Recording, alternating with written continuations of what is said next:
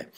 Hey, this is Doug Pagitt, and I'm in Minneapolis and talking on Skype with Phyllis Tickle, who is in Lucy, Tennessee. And this week we've been talking about the role of Lent in the emergence culture in our inventive age.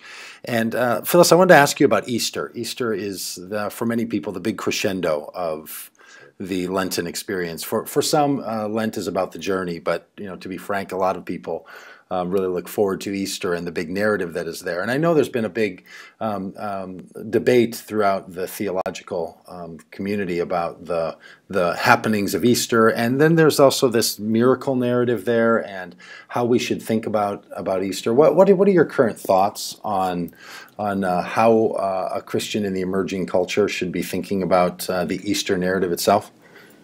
I will admit from the front end that what I'm about to say is probably heretical, and I don't say that with any pride or any perverse sense of "isn't that clever" of me. I just think we may have gotten the emphasis on the wrong syllable. That is to say, it seems to me that the miracles the season is there to celebrate and to remind us of are not necessarily the resurrection itself. Coming back from the dead has a long history. The most famous, of course, is the Witch of Endor, who conjured the ghost of Samuel. The most Samuel famous? Yeah. In order to speak with the one that is given the most ecclesial credibility. So it's not, and the other famous one is, of course, Lazarus. Who clearly came forth and sat down and ate, though tradition says he never laughed again because whatever he'd seen when he was dead was so awful. Is that right? I didn't know. I think the emphasis on the resurrection fails to understand that it is the ascension that is the miracle. Oh, I like to hear you say that. It is at that point. Yeah, because a lot of our Protestant friends like to say, "Boy, those Catholics, they just end too soon with Jesus on the cross." With the crucifix. And I have often thought the same thing. Well, many of us Protestants, we end too soon. Too soon. And then sometimes I say to my Pentecostal friends, I think you have it right. Maybe we even end too soon at the ascension. Maybe it's the sending of the Spirit. Like maybe we should think about life and death and burial and resurrection and ascension and sending all together and stopping so soon. But anyway, I didn't mean to interrupt. I think you're absolutely right.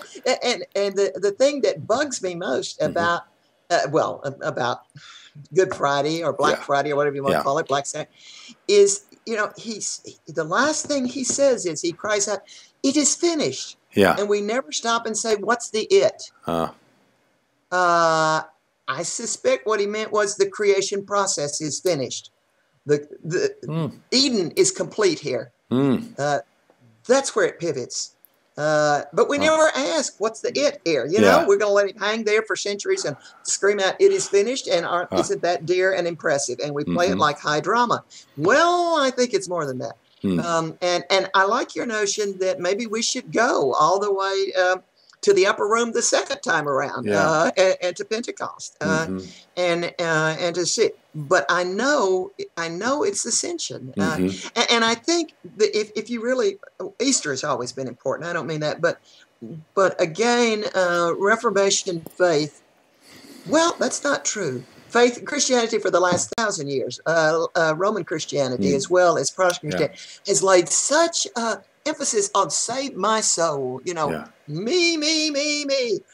Heaven is there for my private condominium in the hereafter. Right. It's all, sweet Jesus in the by and by came to do this whole deal just for me.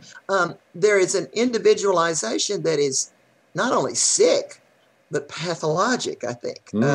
And a lot of Easter, as we're doing it right now in the 21st century, still retains some of that pathologic absorption with the individual. It's not that I don't want to be saved from hell. You please understand, I'm not scoring this. You're not asking for anything. I don't think that's what the story is about. I'd like to, but I just don't think I'm that important. But it is that ascension.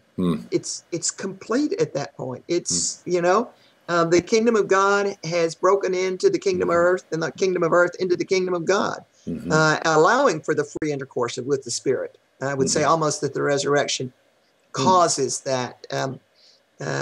Certainly, it's the end of the back qual at that point. The Jewish theory that from the time that the prophets ceased to speak, it was the daughter of the voice of God that spoke, that it was the daughter of the voice of God in the Jordan River, even at the Transfiguration. And because St. John says, the Spirit had not yet come. Well, of course, because he's a Jew and he's still working with the back qual.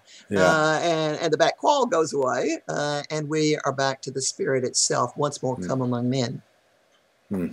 Hey, Phyllis, that's really great. Thanks, and thanks for the week, 5 days at least of Lenten thoughts. Hey, thanks for asking. That's Phyllis Tickle. May God forgive us. Yeah, may God forgive us. Right on. All right, so that's Phyllis Tickle. You can find her at phyllistickle.com, and I'm Doug Pagitt, dougpagitt.com. Thanks, and thanks, Patheos.com. All right, bye-bye, Phyllis. Bye-bye, Doug.